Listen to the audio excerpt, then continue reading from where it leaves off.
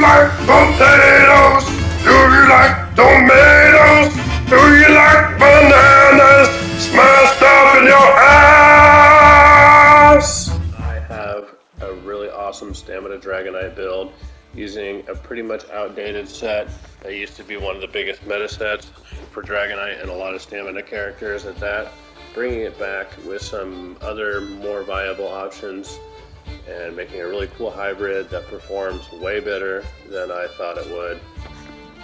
Let's get right into the build. This is Fafnir's Fury. Starting right off with Ring of the Wild Hunt.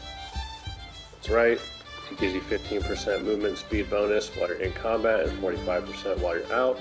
This is a 6 heavy, 1 medium, although you can go 2 medium is fine.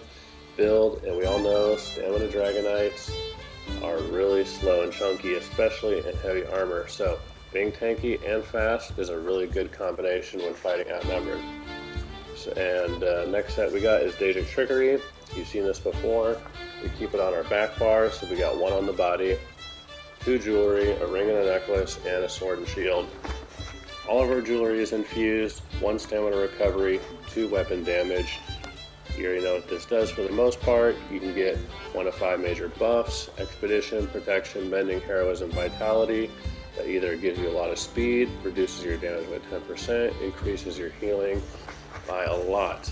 And we already have major mending from our stomp, so we get a really long uptime potentially on mending, and the healing just choo-choo-ka-choos non-stop. Now moving on to the old school set. That's right, Fury, hence the name Fafnir's Fury.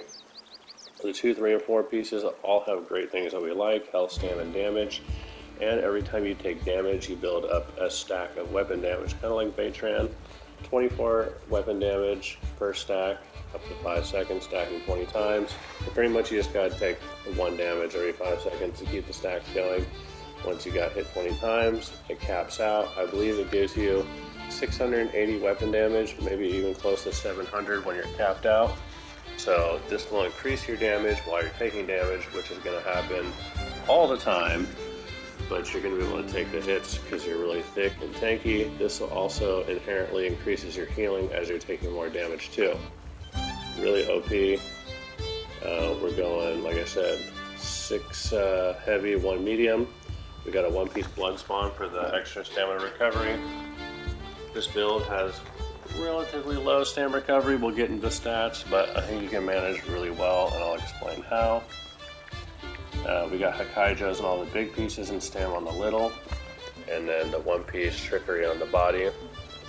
To be more optimal, the helmet be impenetrable, the chest be reinforced, and I would probably make like my glove sturdy for an extra block cost reduction and the rest impen. If you really wanted to min-max this, you would go with the medium shoulder and say like a medium belt of Daedric Trickery and go for the heavy helmet of Fury, just to be min-max as possible. But that's what we got on here. There is the Daedric Trickery sword and board. Opted for defending with Sturdy with a stamina enchant to help level out our stamina pool. We had Baytran. I have the sharpened one on my Stam sword. The Nernhung one is fine. I think it pairs a little bit better with Fury because you are stacking higher weapon damage. With the Crusher enchant, this is just going to help you get out some more burst damage. So while you're casting your abilities, while you're taking damage, you just keep chugging up damage. This is a very good brawler style play. So if you're looking for a good tanky brawler DK, which is like my bread and butter, this is the way to go. Now, poisons, escapist poisons are really good options. Secondary option I think is really good are Drain Magic, Drain Stam, or you could do Tri Drain for some extra sustain, which you may need. So that's the gear. Again, Wild Hunt, Trickery, Fury, Bloodspawn, and Baytran. And if you feel like you don't really need the speed and you want more damage, which I can understand for some people, but I think it has plenty of damage, you can just swap this out for Malakast Band and you just hit that much harder. Alright, so let's go into the skills really quick. So, classic bread and butter, stamina, dragonite abilities. We got nauseous breath, venomous claw, rally, dizzying swing, executioner, and take flight. On the back bar, fragmented shield. This is our source of major mending. It's very expensive, but a lot of times you don't have to stomp it if you get the major mending bonus from Daedric Trickery. You'll save yourself some magic there while that buff is up. Cauterize, really big chunky burst heal on you, and it does say it scales up your highest offensive stat, but you'll have a ton of weapon damage on your sword and board bar too, so it's very comfortable to keep back on there. Resolving Vigor, standard Stam heal. Race Against Time, this is your snare removal. It's cheaper than DK Wings, but if you're ending up in a situation where you're getting against a lot of snipe spammers or mag swords, ranged projectile people, I highly suggest switching out for DK Wings, as it will reduce the damage you take by 50% from ranged abilities and will also grant you the snare removal. It is a little more expensive, but the damage reduction can be invaluable. Plus, you do have a chance to get Major Expedition through your Trickery, and your Ring of the Wild Hunt will keep your speed up, so you can still maintain high velocity of speed while reducing your damage taken from range attacks. Volatile Armor. This one, I like the magic spikes that shoot out. It helps proc Daedric Trickery when you pop your armor, damaging everyone. Also, weaving light attacks does it. It's pretty consistent.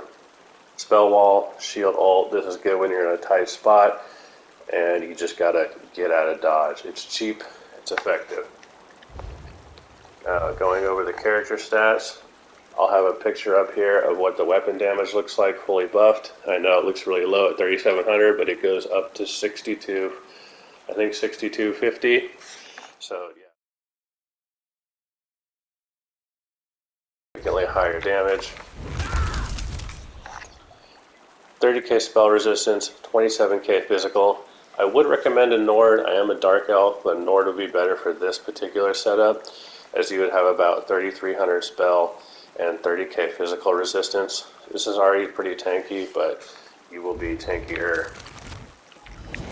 So with the pot active and rally, we have 2k stam recovery. Without it, it's about 1700 without the pot active. 36k health, tremendous amount of health.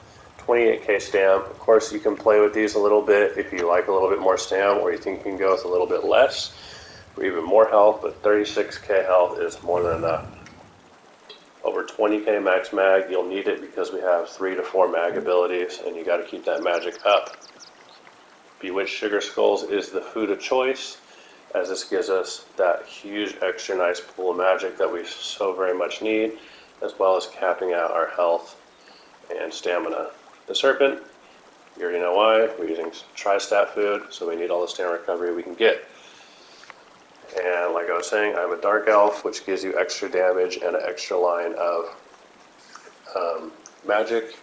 If you went with a Nord, I would say you can make a couple different changes based off of your resistance, like your sword, instead of being defending, you could go with powered for more healing to make up for the slight damage loss, or Nirnhound, and you would be good to go.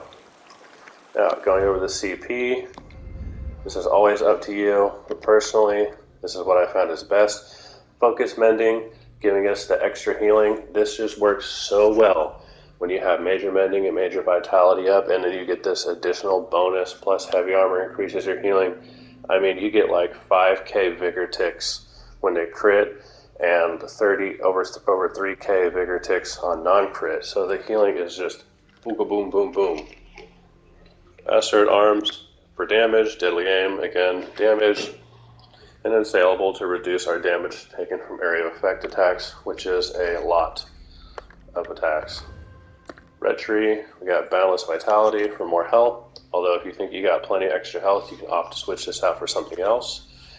Ironclad for the armor, if you're a Nord, again, you can swap this out for something else.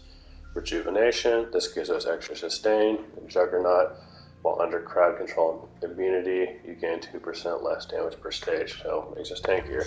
Role-playing tree, completely up to you.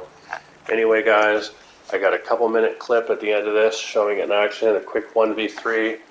and you guys be the judge. Tell me what you think. I think this build is amazing. Thanks for watching, guys. Thor out.